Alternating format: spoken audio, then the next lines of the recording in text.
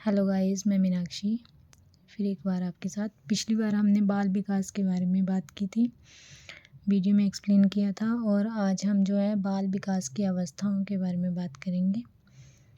कुछ बच्चों के मैसेज आए थे कि मैम हमें थोड़ा इंग्लिश में भी एक्सप्लेन कीजिए, तो मैं दोनों ही मीडियम में एक्सप्लेन करूँगी, ठीक है। बाल विकास की अवस्थाएं, स्टेजेस ऑफ चाइल्ड डेवलपमेंट। तो बाल विकास की जो अवस्थाएं हैं वो 3 होती हैं। एक होती है इन्फेंसी, दूसरी है चाइल्डहुड, उसके बाद है एडोलसेंस। इन्फेंसी यानी कि शैशवावस्था, चाइल्डहुड बाल्यावस्था, एडोलसेंस यानी किशोरावस्था, ठीक है।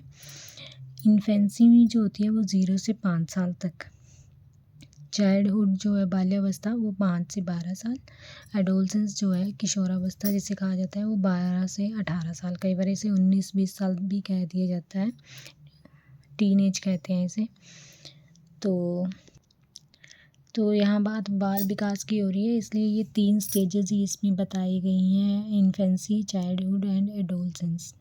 ओके, बच्चे का विकास होनी। इसके बाद जो आती हैं वो 18 वर्ष से लेके जो है 25 साल तक आती हैं, वो युवावस्था होती है। लेकिन यहाँ पे सिर्फ बाल विकास की बात हो रही है, तो यहाँ पे सिर्फ ये 3 स्टेजेस ही आएंगी, ठीक है। पेपर में ज़्यादातर जो है स्टेजेस जो पूछी जाती हैं वो बालावस्था में से क्वेश्चन आते हैं और किशोरावस्था में से ज़्यादा आते हैं।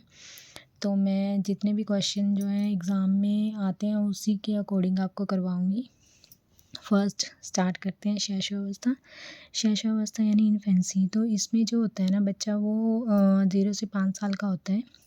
वो सेल्फ सेंटर्ड होता है। सेल्फ सेंटर्ड यानी कि आत्म केंद्रित होता है। उसको ये होता है कि जो भी चीज़ें उसके साथ हो रही हैं, जो भी हैं, वो अपने लिए सोचता है, यानी अपने आप को ज़्यादा प्यार करता होता है कि जो भी चीज़ें हैं ये मुझे मिल जाएँ, यानी अपने बारे में सोचता है उस टाइम पे बच्चा।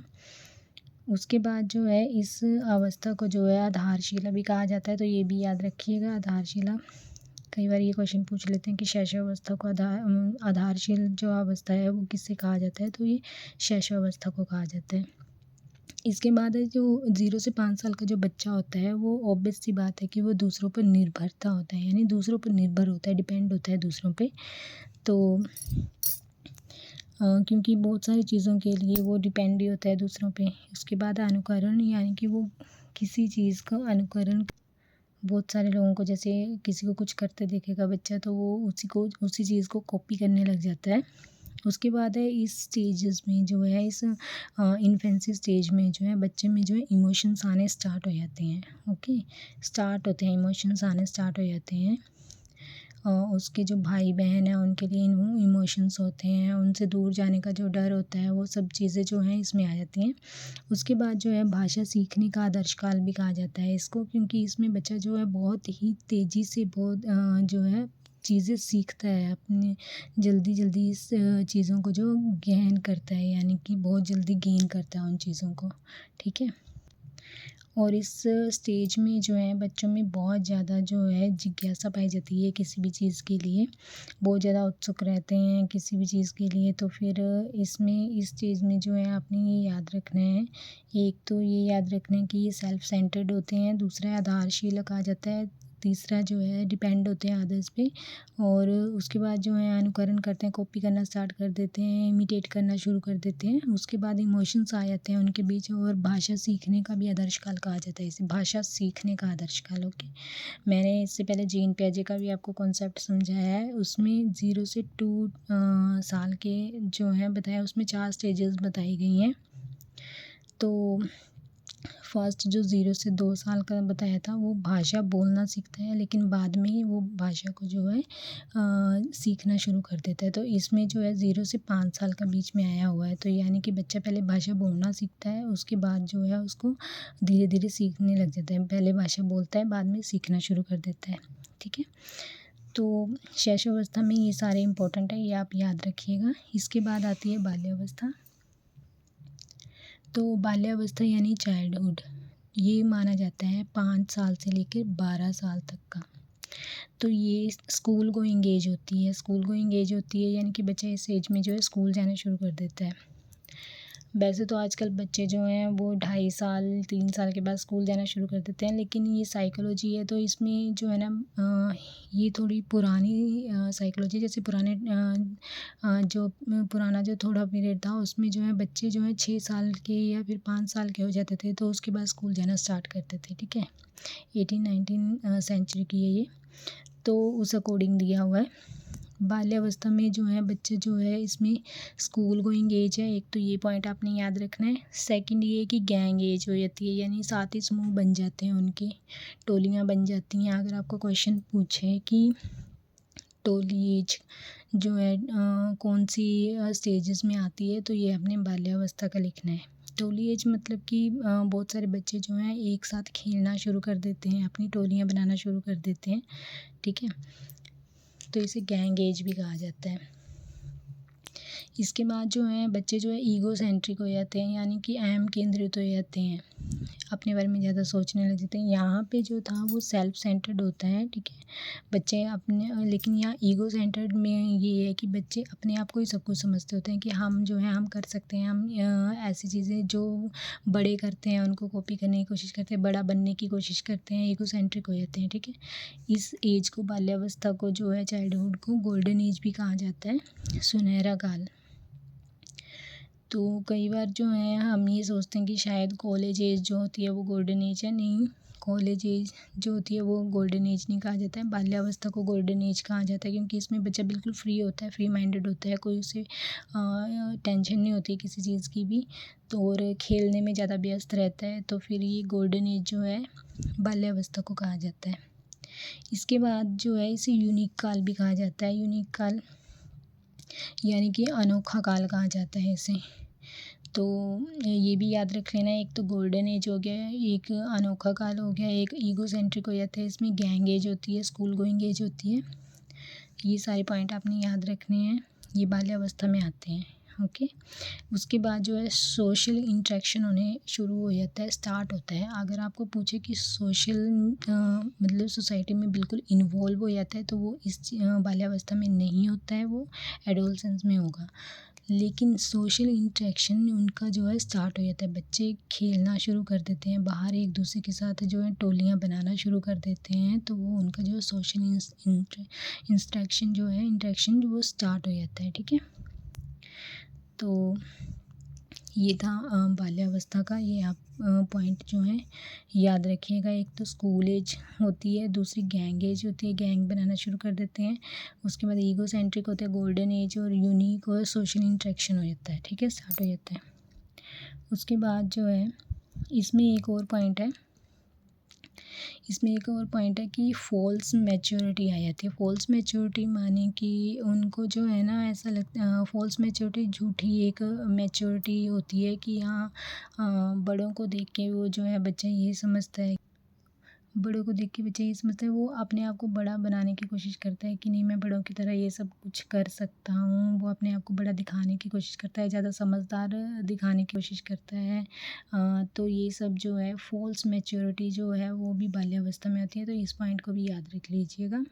ठीक है, इसके बाद जो है बच्चे में जो सीखने की जो गति है, जैसे ये भाषा सीखने का आदर्श काल कहा जाता है शैशवावस्था को, लेकिन इसे जो है सीखने का आदर्श काल कहा जाता है। ठीक है, बाल्यावस्था में जो है बच्चा जो सीखता है वो उसकी गति चाहे थोड़ी कम होगी, लेकिन शैशवावस्था की तुलना में जो है उसका जो ज्ञान होगा वो बहुत ज़्यादा हो जाता है, बढ़ जाता है, यानी कि। ठीक है, तो ये सारे पॉइंट आप याद रखिएगा। इसके बाद जो है एडोलसेंस यानी किशोरावस्था।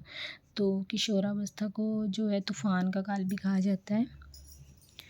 ठीक है, और इस अवस्था में जो है बहुत सारे चेंजेस आ जाते हैं इसमें, एज ऑफ चेंजेस, यानी बहुत ज़्यादा ही परिवर्तन आ जाते हैं, बहुत सारे। अब परिवर्तन कौन कौन से आते हैं ये तो सबको पता है, थोड़ा बहुत ये नहीं अभी कुछ कि लड़कों में अलग परिवर्तन आते हैं, लड़कियों में अलग आते हैं, ये सभी को पता है। ऐसे डीपली क्वेश्चन है, ऐसे इस तरह के क्वेश्चन वैसे पूछे नहीं जाते पेपर में। मेन यही पूछा जाता है कि एडोलसेंस, ये क्वेश्चन बहुत बार आया कि तूफ़ान का काल किसे कहा जाता है, तो ये किशोरावस्था को कहा जाता है। इसके बाद जो है परिवर्तन आते हैं बहुत से डिफरेंट, वो भी किशोरावस्था में। उसके बाद जो है सोशल इन्वॉल्वमेंट हो जाती है, तो ये मैंने आपको बताया था। यहाँ पे जो है बाल्यावस्था में जो है वो सोशल इंटरेक्शन होता है, लेकिन किशोरावस्था में जो है वो पूरी तरह से इन्वॉल्वमेंट हो जाती है, उसकी सोसाइटी में इन्वॉल्वमेंट पूरी तरह हो। ठीक है। इसके बाद जो एडोलसेंस में जो है बच्चा वो डे ड्रीमिंग यानी कि दिन में सपने देखने लग जाता है कि मैं ऐसा करूँगा, मैं जब बड़ा हो जाऊँगा तो ऐसे करूँगा। दिन में मतलब अलग अलग तरह के सपने देखने लग जाता है कि मैं अपनी लाइफ में ये करूँगा और करते अभी उस टाइम पे कुछ है नहीं, लेकिन ऐसे डे ड्रीमिंग बहुत ज़्यादा करने लग जाते हैं।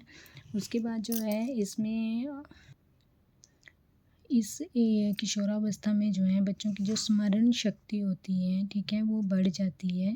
ठीक है। और उसके बाद जो है मित्र बनाने की प्रवृत्ति, अगर एक और क्वेश्चन इसमें आता है कि बच्चे जो हैं मित्र बनाते हैं वो कौन सी स्टेज में बनाते हैं। ठीक है।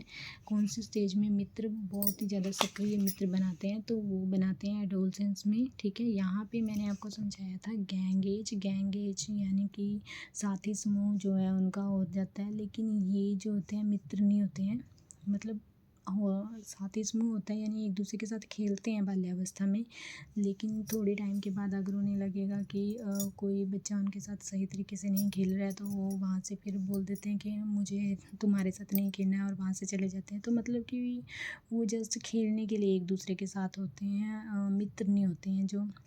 लेकिन एडोलसेंस में जो है वो सक्रिय मित्र बन जाते हैं। ठीक है। उसके बाद जो है अगर आपको क्वेश्चन पूछे कि मित्रता जो है वो किस एज में आती हैं, किस एज में मित्र बनते हैं, तो वो किशोरावस्था में बनते हैं। अगर गैंग एज पूछेंगे तो वो आपने बाल्यावस्था देना है जवाब। ओके। तो और तूफान का काल जो कहा गया है वो हॉल ने कहा था, ये भी याद रखना है आपने।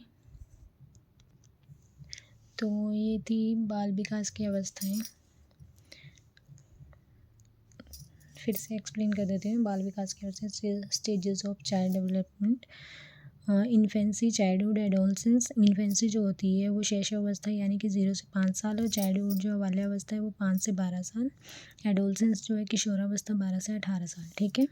इसके बाद जो है शैशवावस्था यानी इन्फेंसी जो एज होती है उसमें स्टेज होती है, उसमें जो है सेल्फ सेंटर्ड होता है बच्चा, आधारशील अब कहा जाता है, दूसरों पर निर्भर होता है, अनुकरण करके सीखता है, इमिटेट करके, इमोशंस होते हैं उसमें, और भाषा सीखने का जो है आदर्श काल कहा जाता है।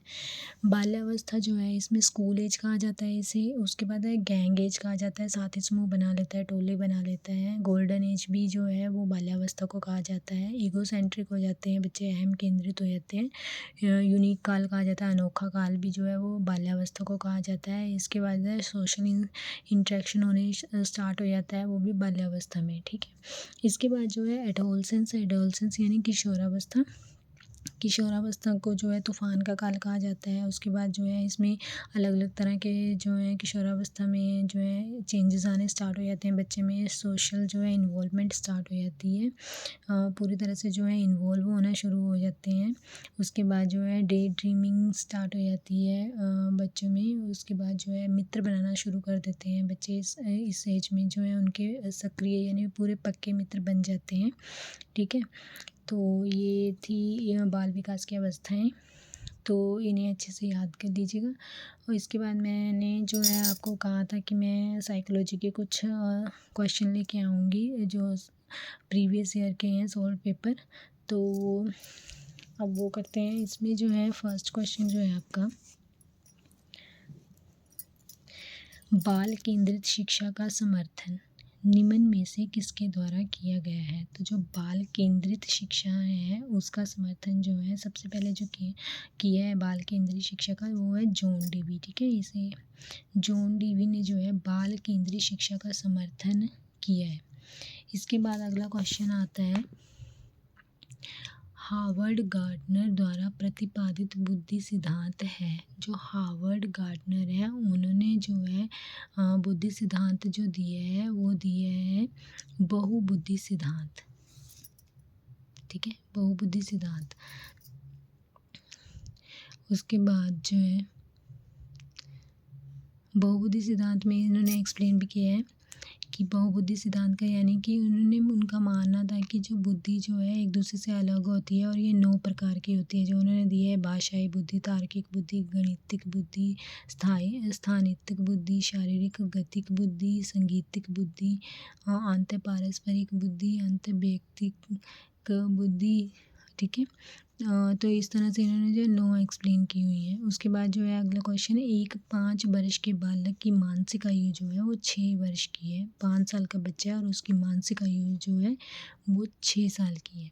ठीक है, तो उसकी बुद्धि लब्धि क्या होगी? तो ये जो है सूत्र दिया गया है, ये आपको याद रखना है। कई बार जो है ये सूत्र ही पूछ लेते हैं कि बुद्धि लब्धि का जो है सूत्र क्या है, तो फॉर्मूला पूछ लेते हैं। तो ये है पहले मानसिक आयु ऊपर, ठीक है, फिर उसके बाद जो है वास्तविक आयु जो है उसकी रियल एज जो है वो नीचे और डिवाइड बाई कर देनी है। ठीक है, ये आपस में डिवाइड करने हैं लेकिन मल्टीप्लाई करने पहले इसको मानसिक आयु को 100 के साथ। और एक ये भी बता दूं कि इस जो सूत्र में जो है 100 जो दिया है ये टर्मन ने दिया है, ये भी याद रखिएगा। कई बार क्वेश्चन ये आ जाता है कि जो बुद्धि लब्धि का जो सूत्र है उसमें जो 100 दिया गया है वो दिया है टर्मन ने। ठीक है, तो 5 साल जो होगी वो उसकी वास्तविक आयु होगी जो उसकी रियल एज है, और मानसिक आयु जो है उसकी वो है 6 साल की, और मल्टीप्लाई करना है उसको 100 के साथ। ठीक है, तो ये 600 हो जाएगा, बाकी ये फिर 120। ओके, ये आपको निकालने आता ही होगा, ये बहुत इजी है। तो जो है उसकी बुद्धि लब्धि कितनी निकली? 120। ओके, उसके बाद जो है स्पीयरमैन की बुद्धि परिभाषा में जी कारक दर्शाता है। जी कारक क्या दर्शाता है? विशिष्ट कारक दर्शाता है, सामान्य कारक, उदासीन कारक या यथार्थ कारक। तो ये स्पीयरमैन की थ्योरी भी मैं आपको कराऊंगी, तो बुद्धि के चैप्टर में है ये। तो इसमें आएगा जी कारक जो है वो सामान्य कारक है। ओके, उसके बाद जो है नेक्स्ट क्वेश्चन है, गेट्स के अनुसार अनुभव द्वारा व्यवहार में परिवर्तन ही डैश है। अनुभव, अधिगम, क्रियाशीलता, व्यक्तित्व। तो इसमें आ जाएगा अधिगम, अधिगम। ठीक है, तो गेट्स के अनुसार अनुभव द्वारा व्यवहार में परिवर्तन ही अधिगम है। अधिगम यानी सीखना है, ठीक है, लर्न करना है किसी चीज़ को। अनुभव द्वारा जो व्यवहार में परिवर्तन आता है उसी को जो है क्या कहते हैं? सीखना कहते हैं, क्योंकि उनका कहना है कि लर्निंग जो है जीवन पर्यंत चलने वाली प्रक्रिया है, हमेशा चलने वाली प्रक्रिया है, जिसमें हम जो है ज्ञान को अर्जित करते हैं और हमारे व्यवहार में जो है परिवर्तन आता है। कि हम में जो है अलग अलग तरह की नॉलेज आएगी तो डेफिनेटली जो है हम में चेंजेस भी आएंगे। ओके, उसके बाद जो है किसी व्यक्ति की योग्यता का मापन निरंतर एवं सही रूप से करने वाला परीक्षण कहलाता है। वस्तुनिष्ठ, विश्वसनीय, निदानात्मक या निर्माणात्मक। तो ये है विश्वसनीय। तो किसी व्यक्ति की योग्यता जो है उसको जो है मापन निरंतर और सही रूप से करने वाला जो परीक्षण है उसे कहते हैं विश्वसनीय। ठीक है, विश्वसनीय परीक्षण कहलाता है। ठीक है, नेक्स्ट है, विशेष बच्चों को शिक्षा प्रदान की जाती है व्यक्तिगत रूप से, घर पर, अन्य सामान्य बच्चों के साथ या ट्यूशन में। तो व्यक्तिगत रूप में तो नहीं दी जाती, ठीक है, अलग तौर पे नहीं दी जाती इंडिविजुअली। घर पर भी नहीं, विशेष तौर के जो स्पेशल चाइल्ड होते हैं नो, घर पर भी नहीं उन्हें शिक्षा प्रदान नहीं की जाती है। ट्यूशन में नहीं, तो सी जो है ऑप्शन हमारा सही है। अन्य जो सामान्य बच्चे हैं उनके साथ ही जो है उनको विशेष एजुकेशन देना। ये क्वेश्चन पहले भी आया था, जो स्पेशल चाइल्ड होते हैं उनको जो एजुकेशन कैसे देनी चाहिए। तो उन साइकोलॉजी कहता है कि उनको जो एजुकेशन दी जानी चाहिए वो सामान्य बच्चों के साथ दी जानी चाहिए। ठीक है, उन्हें कोई अलग से स्पेशल स्कूल वगैरह में नहीं देनी चाहिए, उन्हें इक्वली सबको जो है एक साथ ही पढ़ने के लिए बिठाना चाहिए। अगला है क्वेश्चन, डिसकैल्कुलिया अधिगम अशक्तता संबंधित है, यानी कि जिसमें डिसकैल्कुलिया की लर्निंग की जो प्रॉब्लम होती है, ठीक है, वो किस वजह से होती है, पठन विकार से होती है या गणित के रिलेटेड होती है, मैथ से रिलेटेड होती है, लिखने में प्रॉब्लम होती है या मनोविकार होती है। तो जो है डिसकैल्कुलिया से ही पता चल रहा है कि किसी चीज़ को क्या करना है, कैलकुलेट करना, ठीक है, कैलकुलेट करना। तो कैलकुलेशन जो है हमारी किस चीज़ में आती है, मैथ में आती है। तो कैलकुलिया से मतलब कि गणित के विकार से, ठीक है। ये जो अधिगम डिसकैल्कुलिया जो कहा जाता है, जो ऐसे बच्चे होते हैं जिनको गणित में प्रॉब्लम आती है, ठीक है, तो ये जो है गणित विकार से होता है। नेक्स्ट है, विद्यालय में सभी के लिए शिक्षा किसका प्रचार वाक्य हो सकता है, समावेशी शिक्षा, अनौपचारिक शिक्षा, औपचारिक शिक्षा या व्यावसायिक शिक्षा। तो ये है समावेशी शिक्षा। विद्यालय में सभी के लिए शिक्षा क्या होनी चाहिए, समावेशी, एक जैसी होनी चाहिए, ठीक है। शिक्षा जो होनी चाहिए सभी के लिए एक जैसी होनी चाहिए। सभी जो बालक है, चाहे प्रतिभाशाली हैं, मंदबुद्धि हैं, चाहे सामान्य बालक है, सभी के लिए शिक्षा कैसी होनी चाहिए, एक जैसी होनी चाहिए, यानी समावेशी होनी चाहिए, ठीक है। उसके बाद जो है, निम्नलिखित में से क्या वस्तुनिष्ठ प्रश्न का उदाहरण है। तो निबंधात्मक मुक्त अंत वाले प्रश्न, लघु उत्तरीय प्रश्न या सही या गलत है। तो जो वस्तुनिष्ठ क्वेश्चन जो होते हैं वो आप सभी को पता ही होगा कि वो सही या गलत वाले क्वेश्चन होते हैं, ठीक है, उसमें सही या गलत का पता करना होता है। तो ये थे हमारे 10 क्वेश्चन साइकोलॉजी के प्रीवियस ईयर के। तो आपको वीडियो अच्छी लगी होगी और कुछ समझ में आया होगा तो प्लीज़ लाइक भी कीजिएगा और सब्सक्राइब भी कीजिएगा ताकि अगली वीडियो भी दे सकूं। कुछ इस बार मैंने वीडियो थोड़ी लेट बनाई है टाइम की शॉर्टेज के कारण, ठीक है। Okay, thank you.